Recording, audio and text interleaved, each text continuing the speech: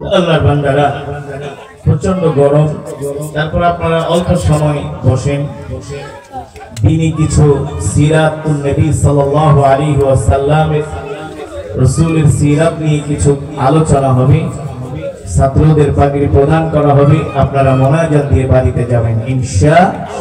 আমরা কিছু সময় গরমকে উপেক্ষা করে আল্লাহর কোরআনের মজমায় বসতে পারবো না ইনশাআল্লাহ। জানি আপনাদের গরমে প্রচন্ড কষ্ট হচ্ছে, তারপরেও যদি কোরআনের মজমায় বসেন ক্ষতি নাই, লাভ আছে, ঠিক কিনা বলো? এই দুনিয়াতে গরমে বসবেন, আল্লাহ তাআলা চাইলে কোরআনের উসিলায় জাহান্নামের আগুনকে ঠান্ডা করে দিবেন, ঠিক কিনা বলো? আল্লাহ তাআলার বান্দারা, আমি দীর্ঘক্ষণ সময় কোরআনুল কারীমে তেলাওয়াত করেছি, আপনারা শুনেছেন তো? আমি পড়েছি, আপনারা শুনেছেন, এক এক হরফে 10টি করে নেকি পেয়েছেন। এই মজমায় যারা উপস্থিত হয়েছেন সকলেই এক খতম করে করে কোরআনুল কারীমের সওয়াব পেয়েছেন। আর জোরে বলেন সুবহানাল্লাহ। আচ্ছা বলুন তো, এটা কোন মাস? কোন মাস?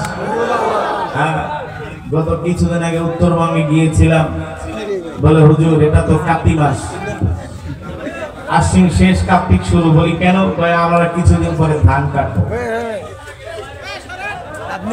আমরা মুসলমান, আমাদের ধর্ম ইসলাম, আমাদের সকলেরই মনে রাখা উচিত এই মাস রবিউল আউয়াল মাস, ঠিক কিনা বলেন? এই মাসে এই পৃথিবীতে আগমন করেছেন, এই ধরায় আগমন করেছেন আল্লাহ তাআলা, প্রেরণ করেছেন আপনার আমার কলিজার টুকরা বিশ্ব নবী জনাবে মুহাম্মদুর রাসূলুল্লাহ।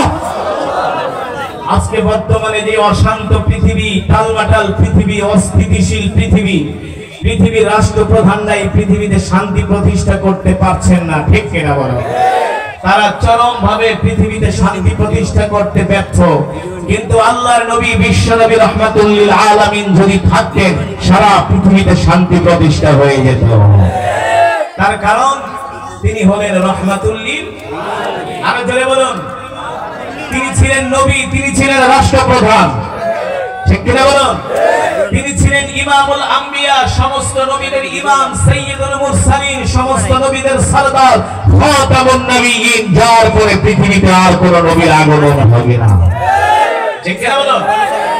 নবীজি সাল্লাল্লাহু আলাইহি ওয়াসাল্লাম দুনিয়াতে আসার আগেও ছিলেন রহমত বরকত, আসার পরেও রহমত বরকত। সুবহানাল্লাহ বলেন। বলবো কিভাবে রহমত বরকত, শুনবেন? আল্লাহ রাসূলের পিতার নাম কি বলেন? জোরে বলুন। আল্লাহ রাসূলের পিতার নাম হলো আব্দুল্লাহ, ঠিক কিনা বলুন? মক্কার অসংখ্য রমণীরা আব্দুল্লাহকে দেখার জন্য পাগল হয়ে যায়। আব্দুল্লাহর বাড়ির সামনে প্রতিদিন মক্কার রমণীরা ভিড় জমায়। মক্কার রমণীরা নিজে থেকে আগ বাড়িয়ে আব্দুল্লাহকে বিয়ের প্রস্তাব দেয়। শুধু আব্দুল্লাহর কাছে বিয়ের প্রস্তাব দেয় না, আল্লাহ রাসূলের দাদার নাম হলো আব্দুল মুত্তালিব। নাম কি? আব্দুল মুত্তালিবের কাছে যে মক্কার ধনাঢ্য পরিবারের কন্যার বাবারা যে বিয়ের প্রস্তাব দেন, আর বলে আব্দুল মুত্তালিব যা চাও বিনিময়ে তাই দিব, তারপরেও তোমার ছেলেটাকে আমার মেয়ের সাথে বিবাহ দাও, যত অর্থ চাও তত অর্থ দিব। আব্দুল মুত্তালিব, তোমার ছেলের জন্য আমার কন্যা পাগল হয়ে গিয়েছে। আব্দুল্লাহ রাস্তায় বের হতে পারে না। মক্কার অসংখ্য গণিত সুন্দরী রমণীরা আব্দুল্লাহর চতুর্পাশে ভিড় জমায়। আব্দুল্লাহ ডাক দিয়ে বলে, মক্কার রমণীরা, এই মক্কায় তো পুরুষের অভাব নাই, যুবকদের অভাব নাই, তোমরা আমাকে কেন বিয়ে করার জন্য পাগল হয়ে গিয়েছো? মক্কার রমণীরা ডাক দিয়ে বলে, আব্দুল্লাহ, আল্লাহি রাব্বিল কাবা, রবের কাবার কসম খেয়ে বলি, মক্কার জমিনে অগণিত যুবক আছে, কিন্তু তোমার চেহারার মধ্যে কি যেন একটা সৌন্দর্য দেখা যায়। এই সৌন্দর্য আমরা মক্কার কোন যুবকের চেহারার মাঝে পাই না। মক্কার কোন যুবকের চেহারার মাঝে সৌন্দর্য পাই না। আল্লাহর নবী আব্দুল্লাহ, তিনি তো পৃথিবীর যেমন তেমন পুরুষ নন, ঠিক কিনা বলুন? যার ঔরসে আগমন করবেন পৃথিবীর শ্রেষ্ঠ নবী, ইমামুল আম্বিয়া, সাইয়্যিদুল মুরসালিন, পৃথিবীর মহামানব, ঠিক কিনা বলুন? তিনি তো যেন তেন মহিলাকে বিয়ে করতে পারে, যেন তেন মহিলার সাথে তার বিয়ে হতে পারে না। হযরত আমিনার সাথে আব্দুল্লাহর বিয়ে হয়ে যায়। হযরত আমিনার সাথে আব্দুল্লাহর বিবাহ বন্ধন হয়। আব্দুল্লাহ 3 দিন পর্যন্ত ঘর থেকে বের হয় না। সিরাতের কিতাবের মধ্যে আসছে 3 দিন পরে হযরত আব্দুল্লাহ ঘর থেকে বের হয়। আবার মক্কার রমণীরা বলে চলো চলো আব্দুল্লাহকে এক নজর দেখে আসি, আব্দুল্লাহর মধ্যে সেই সৌন্দর্যটা এখন পাওয়া যায় কিনা। মক্কার অগণিত রমণীরা আব্দুল্লাহর বাড়ির পাশে ভিড় জমায়। আব্দুল্লাহ ডাক দিয়ে বলে মক্কার রমণীরা, আবারও বিয়ের পরে এসে জ্বালা যন্ত্রণা শুরু করেছো, কারণ কি? মক্কার রমণীরা ডাক দিয়ে বলে আব্দুল্লাহ 3 দিন আগে তুমি আমাদের কাছে ছিলা হীরার টুকরা, 3 দিন আগে তুমি আমাদের কাছে ছিলা স্বর্ণের টুকরা, এখন আমাদের কাছে তোমার কোনো দাম নাই। কেন দাম নাই? আব্দুল্লাহ 3 দিন আগে তোমার চেহারার মধ্যে যে সৌন্দর্যটা দেখেছি, এই সৌন্দর্য আর তোমার মাঝে দেখা যায় না। সেটাই ছিলেন আল্লাহর নবী রাহমাতুল লিল আরো বড় বড় আল্লাহর নবী রাহমাতুল লিল আলামিন। আল্লাহ তাআলা হযরত আমিনার গর্ভে পাঠিয়ে দিয়েছেন আল্লাহ রাসূলকে। মক্কার রমণীদের আর বুঝতে বাকি নাই, আব্দুল্লাহ যেমন তেমন পুরুষ না, তার গর্ভ থেকে, তার ঔরস থেকে তিনি যাকে বিবাহ করবেন তার গর্ভ থেকে হবে পৃথিবীর মহামানব। ঠিক কিনা বলো? পথিমধ্যে আব্দুল্লাহ অসুস্থ হয়ে ইন্তেকাল করে। আল্লাহ রাসূল হযরত আমিনার গর্ভে, আমিনার কাছে খবর আসে, আমিনা তোমার স্বামী আব্দুল্লাহ অসুস্থ হয়ে রাস্তায় ইন্তেকাল করেছে, মারা গিয়েছে। এই খবর শুনে আব্দুল্লাহর স্ত্রী হযরত আমিনা এতটা ব্যথিত হন, এতটা কষ্ট পান।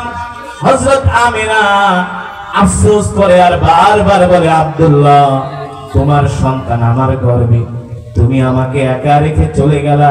আব্দুল্লাহ আমি তোমার সন্তান নিয়ে কোথায় যাব, কোথায় দাঁড়াবো? হযরত আমিনা বিলাপ করে, কান্না করে, কষ্ট পায়, মনে মনে ভাবে হায় রে আব্দুল্লাহ বেঁচে থাকলে আমার সন্তানের না কত সুন্দর একটি নাম রাখতো। ঠিক কিনা বলুন? প্রত্যেকটা বাবারই একটা স্বপ্ন থাকে সন্তানের সুন্দর নাম রাখার। সন্তান গর্ভে আসার সাথে সাথে সব প্ল্যান প্রোগ্রাম রেডি। কোন হসপিটালে নিবে, কোন হুজুর দিয়া নাম রাখবে, কয়টা নাম সিলেক্ট করবে, তার মধ্যে কয়টা রাখবে, কথা বলে। সন্তানের জন্য কি আসবাবপত্র কিনবে, আগে থেকে সব মা বাবারা রেডি হয়ে যায়। হযরত আমিনার মনে এমন একজন সন্তান আসবে, তার জন্য কত না স্বপ্ন হযরত আমিনার মনে, কিন্তু বাবা তো নাই। হযরত আমিনা তো একা হয়ে গেলেন, তার সন্তানের বাবা তো নাই, তিনি বিধবা হয়ে গেলেন। একজন স্ত্রী বুঝে তার স্বামী যদি তার গর্ভে সন্তান রেখে মারা যায়, ওই স্ত্রীর মতো, ওই মেয়ের মতো আর দুঃখী মানুষ পৃথিবীতে হতে পারে না। ঠিক কিনা বলেন? পারে? একে তো গর্ভের সন্তান, দ্বিতীয়ত গিয়েছে মারা, বিধবা হয়ে গেছে, সন্তান এতিম হয়ে গেছে, কত কষ্ট। এই দুঃখ আল্লাহ ছাড়া কেউ বুঝবে না। ঠিক কিনা বলুন? বারবার আমিনা আসমানের দিকে তাকায় আর কান্না করে, হায় রে আজকে আব্দুল্লাহ থাকলে কিছুদিন পরে সন্তান দুনিয়াতে আসবে, কত সুন্দর নাম রাখতো, তাকে পড়াশোনা করাতো, তার জন্য দামি দামি খেলনা আনতো, তাকে ঘুরতে নিয়ে যেত। হায় রে আমার সন্তানের বাবা তো নাই, আমার সন্তান এতিম, কিভাবে আমি সন্তানকে মানুষ করব, বড় করব? এমন অসংখ্য চিন্তা আমিনার মনে। হযরত আমিনাও জানে না তার গর্ভে কে এসেছেন। ঠিক কিনা বলুন? হযরত আমিনাও জানে না তার গর্ভে এসেছেন রাহমাতুল লিল আলামিন। আল্লাহু আকবার। যিনি কিনা সমগ্র বিশ্ববাসীর জন্য রহমত। আল্লাহু আকবার। আল্লাহ তাআলা জিবরাইলকে পাঠিয়ে দিলেন, জিবরাইল যাও, যে আমিনাকে সান্ত্বনা দাও। আমার আমিনা বুঝে না আমার আমিনার গর্ভে কে এসেছে, আমার আমিনা কষ্ট পায়, তার সন্তানের নাম কি রাখবে, কে রাখবে? ও জিবরাইল, আমার আমিনাকে দিয়ে বলে দাও, আমার আমিনার গর্ভে যে সন্তান, এই সন্তান পৃথিবীর কোনো সাধারণ সন্তান নয়, এই সন্তান হলো কুল কায়নাতের নবী। আল্লাহু আকবার। এই সন্তানের নাম পৃথিবীর কোন মানুষ রাখবে সেটা শোভা পায় না, স্বয়ং আমি আল্লাহ আরশের মালিক, আসমানের মালিক, জমিনের মালিক, আমি আল্লাহ নিজে সন্তানের নাম রেখে দিলাম, যার নাম হবে মুহাম্মদ। আল্লাহু আকবার। মুহাম্মদ মানে অধিক প্রশংসিত, অধিক প্রশংসিত। যাও, এই সন্তানের নাম হবে মুহাম্মদ, মুহাম্মদ ইবনে আব্দুল্লাহ। আল্লাহু আকবার। আপনার আমার কলিজার টুকরা নবীর নাম রেখেছেন কে? আল্লাহ, আল্লাহ তাআলা। সেই নবীর উম্মত আমরা। আল্লাহু আকবার বলেন। আরে জোরে বলি আল্লাহু আকবার। খুশি নাকি বেজার? সেই নবীর নাম রেখেছেন আসমানের মালিক, আরশের মালিক। আল্লাহু আকবার। আল্লাহ তাআলা জিবরাইলকে জমিনে পাঠালেন। হযরত আমিনার ঘরে জিবরাইল আসলেন। এত সুন্দর সুদর্শন মানুষ আমিনা কোনোদিন দেখে নাই। হযরত জিবরাইলকে দেখে আমিনা চমকে গেলেন, অবাক হয়ে গেলেন। মিন আইনা জিতা, কোথা থেকে আসছো? তোমার নাম কি? তোমার মতো এমন সুন্দর মানুষ, লম্বা চূড়া মানুষ, সুদর্শন মানুষ তো আমি দেখি নাই। জিবরাইল ডাক দিয়ে বলে, আমিনা আনা জিতু মিনাল আরশ, আমি আরশ থেকে আসছি, আল্লাহ আমাকে পাঠিয়েছেন, আল্লাহ আমাকে আসমান থেকে পাঠিয়েছেন, আরশের মালিক। নাম কি তোমার? বলে আনা জিবরাইল। সুবহানাল্লাহ। আমি দুনিয়ার কোন সাধারণ মানুষ না, আমি হলাম আল্লাহর একজন বিশেষ দূত, বিশেষ ফেরেশতা। কেন এসছো? বলে শোনেন, আপনার গর্ভে যে সন্তান আসছে তাকে নিয়ে আপনি চিন্তিত? বলে হ্যাঁ, আমি অনেক চিন্তিত। কেন চিন্তিত? সাধারণত একজন মা সব সময় চিন্তায় থাকে, সন্তান দুনিয়াতে আসবে, তার বাবা তার নাম রাখবে, তাকে আদর করবে, তাকে পড়াশোনা করাবে, খেলনা কিনে দিবে, তাকে ঘুরতে নিয়ে যাবে। কিন্তু আমার সন্তানের তো বাবা নাই, আমি তো বিধবা, আমার সন্তান তো এতিম, কষ্ট তো লাগবে। হযরত জিবরাইল ডাক দিয়ে বলে, আমিনা শুনেন, আপনার গর্ভে যে সন্তান, এই সন্তান দুনিয়ার কোন সাধারণ সন্তান নয়, এই সন্তান হলো কুল কায়নাতের নবী। এই পৃথিবীতে যত নবী আছে সব নবীদের সরদার হবে আপনার সন্তান। সুবহানাল্লাহ। আপনার সন্তান হবে সমস্ত নবীদের ইমাম। আর আপনার সন্তানের পরে পৃথিবীতে আর কোন নবীর আগমন ঘটবে না। আল্লাহু আকবার। শুনেন, আপনার যে সন্তান আসছে, এই সন্তানের নাম দুনিয়ার কোন সাধারণ মানুষ রাখবে, এটা শোভা পায় না। আপনার সন্তানের নাম স্বয়ং আরশের মালিক আল্লাহ রাব্বুল আলামিন রেখে দিয়েছেন। আপনি চিন্তা করেন, আপনার সন্তানকে খেলনা কিনে দিবে তার বাবা। আরে শোনেন, দুনিয়ার সাধারণ শিশুরা খেলা করে মাটির খেলনা দিয়ে, ঠিক কিনা বলুন? কিংবা কাঠের খেলনা দিয়ে, কিংবা কাপড় দিয়ে খেলনা বানায়, প্লাস্টিক দিয়ে খেলনা বানায়, সেগুলো দিয়ে তারা খেলা করে। আমিনাকে ডাক দিয়া জিবরাইল বলে, আমিনা, আপনার সন্তান দুনিয়ার কোন সাধারণ সন্তান নয়, সে হবে নবী। সুবহানাল্লাহ। সে দুনিয়ার সাধারণ খেলনা দিয়া খেলা করবে, এটা তার দ্বারা শোভা পায় না। আমিনা ডাক দিয়া বলে, তাহলে আমার সন্তান কি দিয়া খেলা করবে? জিবরাইল ডাক দিয়া বলে, আমিনা, আপনার সন্তানের সাথে খেলা করার জন্য, আনন্দ দেওয়ার জন্য আল্লাহ তাআলা আসমান থেকে আকাশের চাঁদ আপনার সন্তানের কাছে পাঠিয়ে দিবে। কি?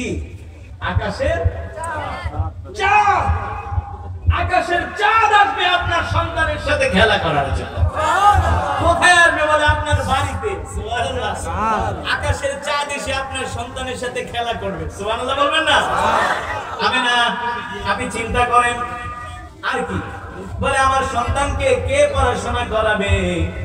জিবরাইল ডাক দিয়ে বলে, আমিনা, আপনার সন্তান দুনিয়ার কোন সাধারণ সন্তান নয়, আপনার সন্তান হলো নবী।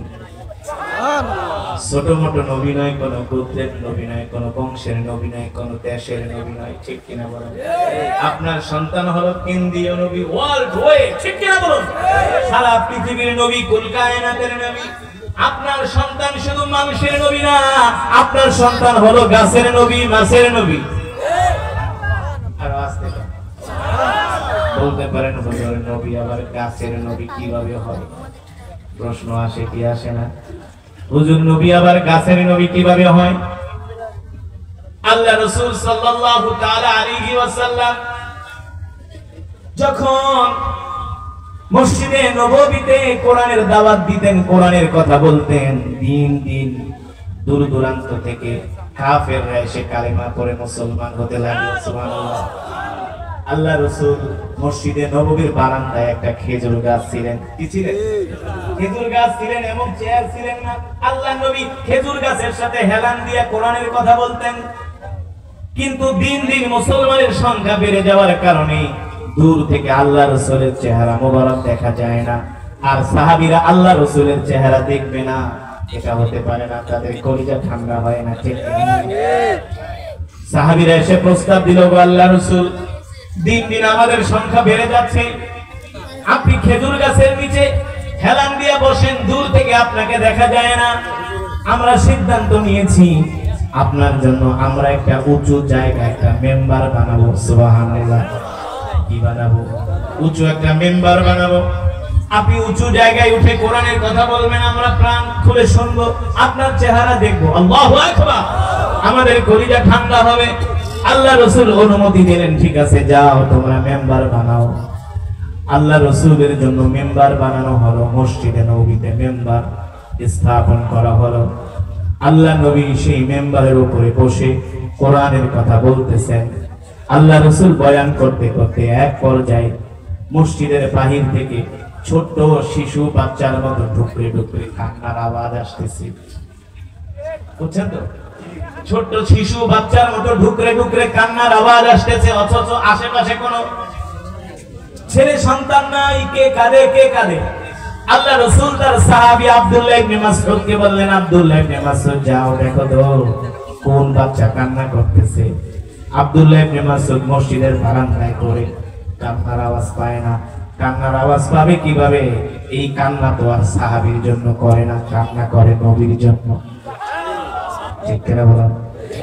আব্দুল্লাহ ইবনে মাসউদ বলে, আল্লাহ রাসূল আমি তো কান্নার আওয়াজ পাই না। আল্লাহ নবী বলে, আমি তো পাইতেছি।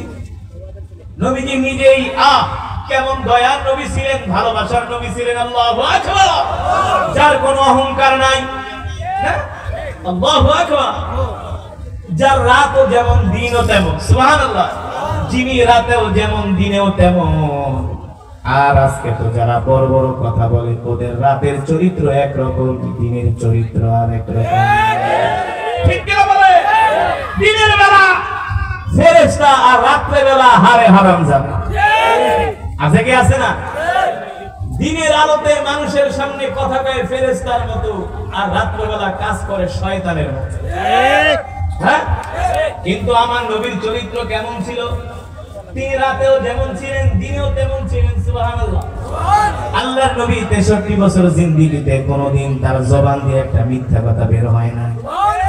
একটা মিথ্যা কথা না, যাকে বলে ইংলিশে স্লিপ অফ টাং।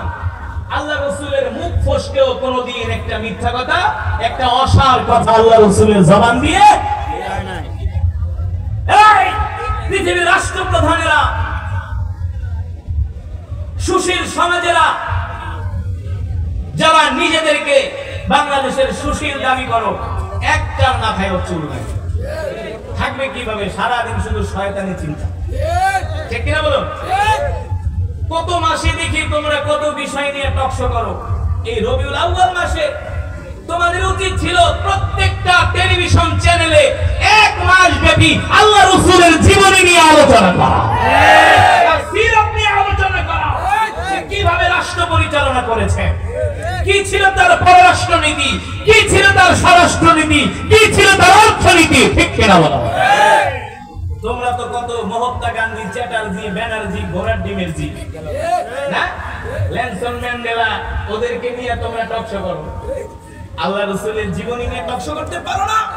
কেমন ছিল তার জীবন, কিভাবে সে রাষ্ট্র পরিচালনা করেছেন, মানুষের অধিকার কিভাবে আদায় করেছেন। তোমরা আল্লাহ রাসূলের জীবনী নিয়ে টকশো করলে তো তোমাদের চুরি চামারি বাটপারি বন্ধ হয়ে যাবে। ঠিক কি বলো?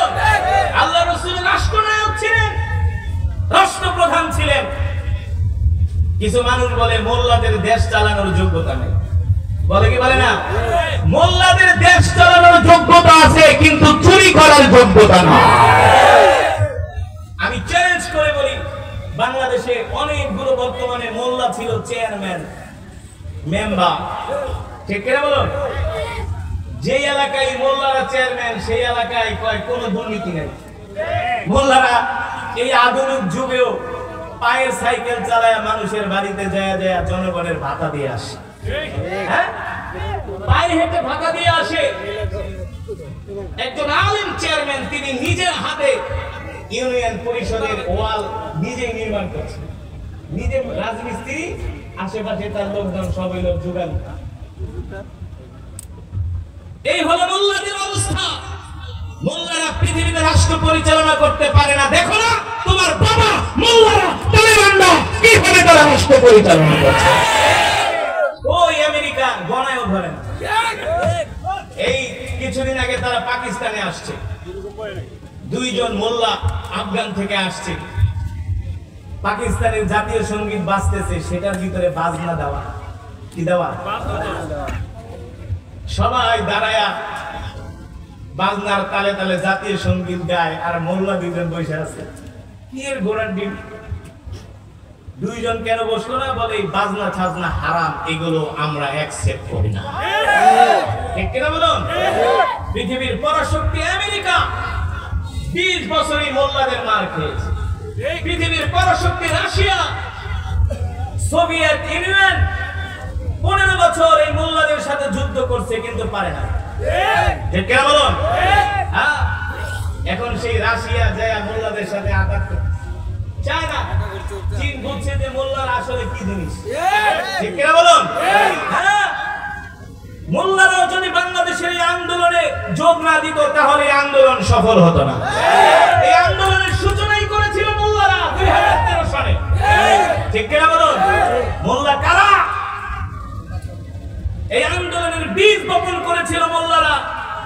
আমরা চাই আল্লাহর জমিনে আল্লাহর দ্বীন কায়েম হোক, কোন মানুষ মানুষের উপর যাতে জুলুম না করে, অত্যাচার না করুক, রক্ষক যাতে ভক্ষক না হয়। কথা বলেন? কে বলতে পারবে মোল্লাদের 2 পয়সার দুর্নীতি? কেউ বলতে পারবে না। সারা পৃথিবীতে আফগানের মোল্লাদেরকে কোণঠাসা করে রাখার ষড়যন্ত্র হয়েছে। আল্লাহ তাআলার কি কৌশল! তোমরা মোল্লাদেরকে কোণঠাসা করতে যায়, এখন তোমরাই কোণঠাসা হয়েছে। মোল্লারা দিন দিন তাদের অর্থনীতি আরো আগের চেয়ে সমৃদ্ধ হচ্ছে, তাদের অর্থ ভান্ডার সমৃদ্ধ হচ্ছে, তাদের মুদ্রার মান বেড়ে যাচ্ছে, মূল্যস্ফীতি কমে যাচ্ছে। এবারের হজে আমি হারাম থেকে বের হয়েছি, হোটেলে আসবো, একজন আফগান তালেবান দৌড়ে আসছে, আয়েশা আমাকে সালাম দিয়ে বলে আইনাল বিলাদ। আমি বলি আনা বাংলাদেশি। আমার দিকে তাকায় বলে আনতা খারি। আমি বলি না। তুমি কিভাবে চিনো? মোবাইলটা বের করে আমার একটা তেলাওয়াত দেখেছে, এই যে দেখেন, এটা কি তুমি? আমি বলি হ্যাঁ। আইনাল বিলাদ বলে আনা আফগানি। আফগানিস্তান আমার বাড়ি। কোথায়? হেলমান্দ। হেলমান্দ প্রদেশে তার বাড়ি। যেমন ইংলিশ তেমন আরবি।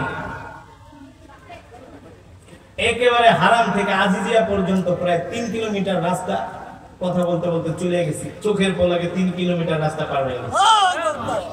জিজ্ঞেস করলাম তুমি কি মুজাহিদ? বলে মুজাহিদ মানে আমি আমেরিকার বিরুদ্ধে 20 বছর যুদ্ধ করছি, আমার বাবা যুদ্ধে শহীদ হয়েছে, আল্লাহর কসম করে বলি। জামা উঠায় বলে দেখে এই যে আমার শরীরে কত অস্ত্রের দাগ, গোলা বারুদের দাগ দেখো। বুকের ভিতরে দেখালো যে দেখো কত গুলির দাগ এসে এখানে লেগেছে। জিজ্ঞেস করলাম তোমাদের দেশের কি অবস্থা? বলে তোমরা মিডিয়ার মাধ্যমে যা শোনো সব মিথ্যা কথা, সব মিথ্যা কথা। আমাদের দেশ এগিয়ে যাচ্ছে, শুধু অর্থনৈতিক দিক থেকে এগিয়ে যাচ্ছে না, আমরা সামরিক দিক থেকে এগিয়ে যাচ্ছে ইনশাআল্লাহ। বলে আমরা 5 ইয়ার্স থেকে 10 ইয়ার্স এর মধ্যে আমরা পৃথিবীতে হব পরাশক্তি, আমরা হব পরাশক্তি। বলে পৃথিবীতে আজকে আমাদেরকে যেভাবে ফোকাস করা হচ্ছে আমরা সন্ত্রাসী, আমরা না খায়া মরি, আমাদের কিছু নাই, এগুলো সব মিথ্যা কথা।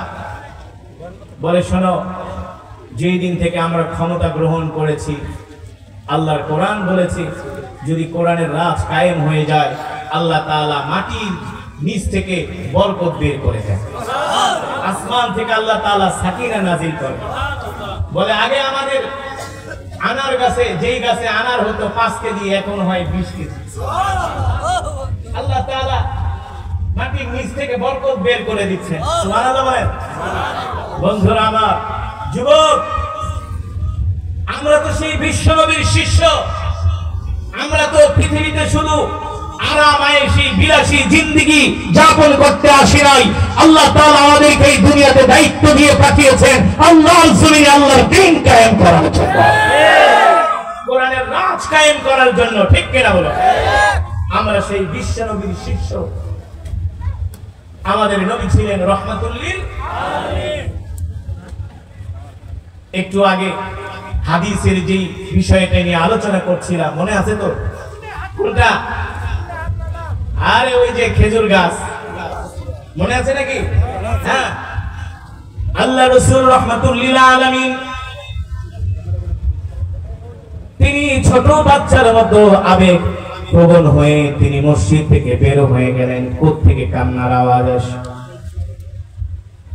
আল্লাহ রাসূল এগিয়ে যায়, কান্নার আওয়াজ বেড়ে যায়। আল্লাহ রাসূল এগিয়ে যায়, কান্নার আওয়াজ বেড়ে যায়। আল্লাহ রাসূলের আর বুঝতে বাকি রইল না। ওই খেজুর গাছ ছোট বাচ্চার মতো ঢুকরে ঢুকরে কান্না করতেছে। আল্লাহু আকবার। রাহমাতুল লিল আলামিন খেজুর গাছের গায়ে হাত দিয়ে বলে, এ খেজুর গাছ কাঁদো কেন? বলে, কাঁদবো নাকি হাসবো? এতদিন আপনি আমার সাথে হেলান দিয়া কোরআনের কথা বলছেন, আপনার বরকতি শরীর মোবারক আমার গায়ে লেগেছে, আমি ধন্য হয়ে গেছি। আজকে থেকে তো আপনি আর আমার সাথে হেলান দিবেন না। আপনি মেম্বারে বসে বয়ান করবেন, আপনার বরকতি শরীর মোবারক আমার গায়ে লাগবে না। এই যন্ত্রণা, এই কষ্ট, এই বিয়োগ বেদনা আমি সহ্য করতে পারি না। আল্লাহু আকবার। এই কথা বলে খেজুর গাছ আরো কান্না বাড়িয়ে দিল। আল্লাহ নবী ডাক দিয়া বলে, শোনো খেজুর গাছ, কান্না করো না। আমি যেদিন জান্নাতে যাব সাথে করে তোমাকেও নিয়ে যাব। শুধু তোমাকেই নিব না, তুমি জান্নাতে যে তোমার থেকে খেজুর দিবা, আর আমি সেই খেজুর জান্নাতে খাবো। আর জোরে বলুন সুবহানাল্লাহ। আমার নবী ছিলেন রহমত, আমার নবী ছিলেন বরকত। ঠিক কিনা বলুন? হযরত আমিনার গর্ভে যখন আল্লাহ রাসূল আসলেন, জিবরাইল তো সান্ত্বনা দিয়া চলে গেছে। এবার তো হযরত আমিনা বুঝতে পেরেছে তার গর্ভে দুনিয়ার কোন সাধারণ সন্তান নয়, যিনি হবেন নবী, কুল কায়নাতের নবী।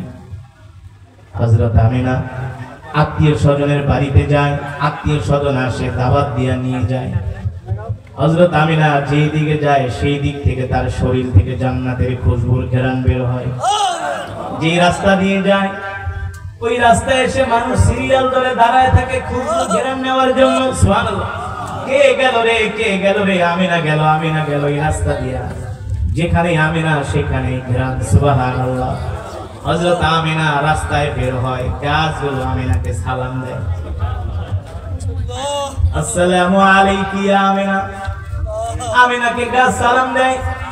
আমিনা ডাক দিয়ে বলে, গাছ সালাম দাও, কারণ কি? বলে, কেন সালাম দিব না? আপনি কি জানেন আপনার গর্ভে কে আছে? আপনার গর্ভে শুধু মানুষের নবী না, তিনি আমাদের নবী। আপনি হলেন সেই নবীর সম্মানিতা মা। আপনাকে সালাম দিব না তো দিব কাকে? আর জোরে বলেন সুবহানাল্লাহ।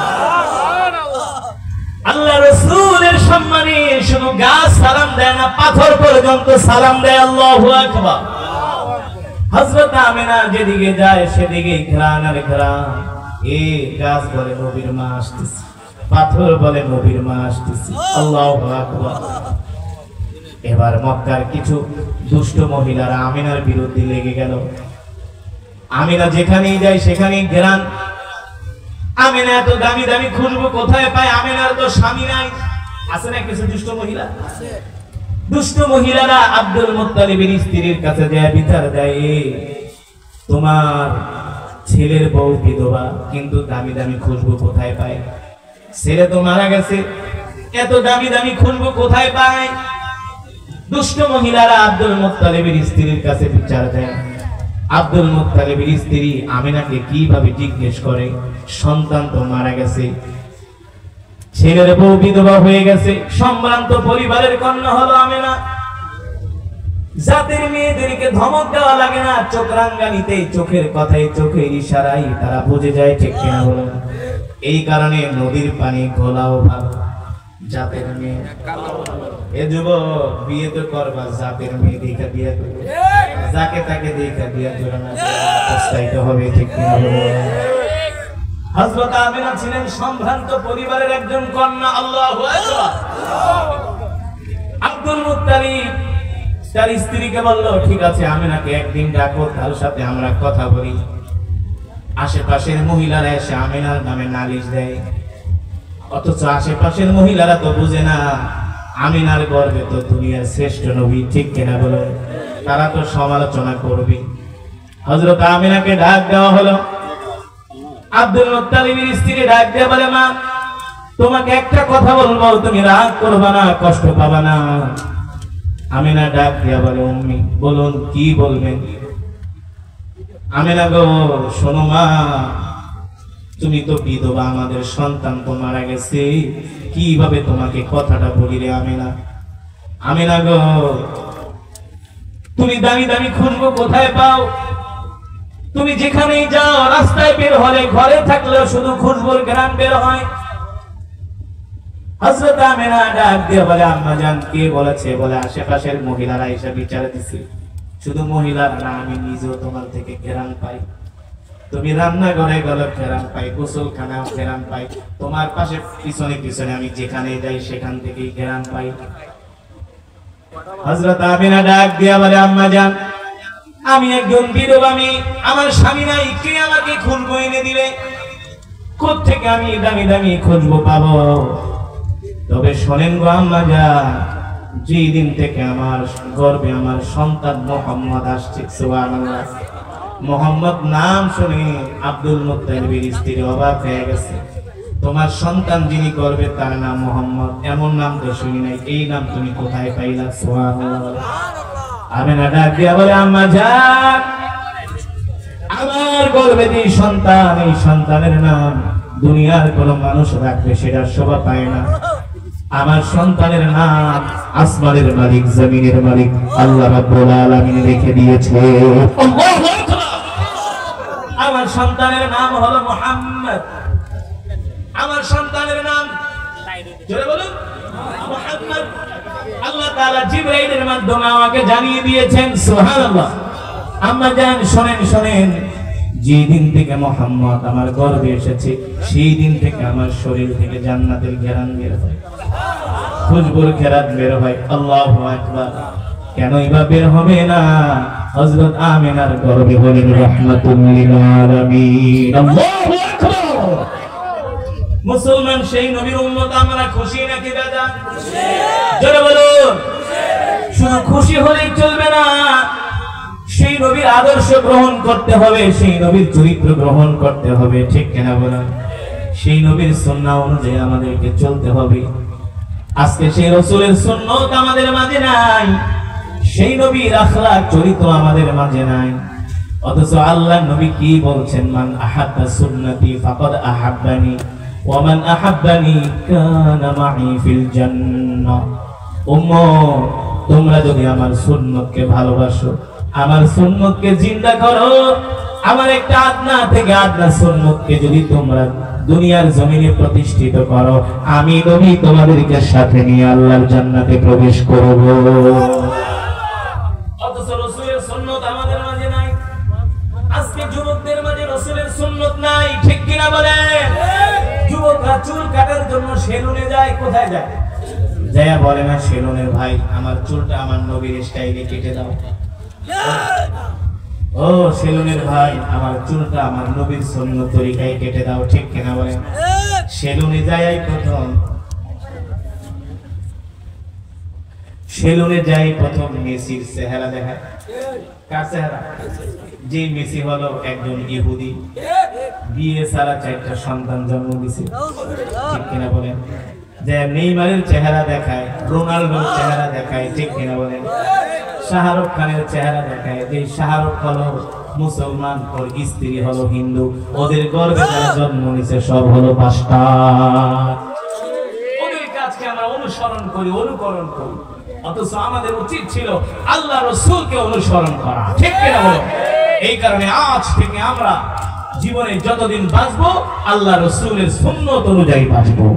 আল্লাহ রাসূলের সুন্নাতকে আমরা প্রতিষ্ঠিত করব, আল্লাহ রাসূলের সুন্নাতকে আমরা জিন্দা করব। রাজি আছেন ইনশাআল্লাহ? আল্লাহ তাআলা আমাদের সকলকে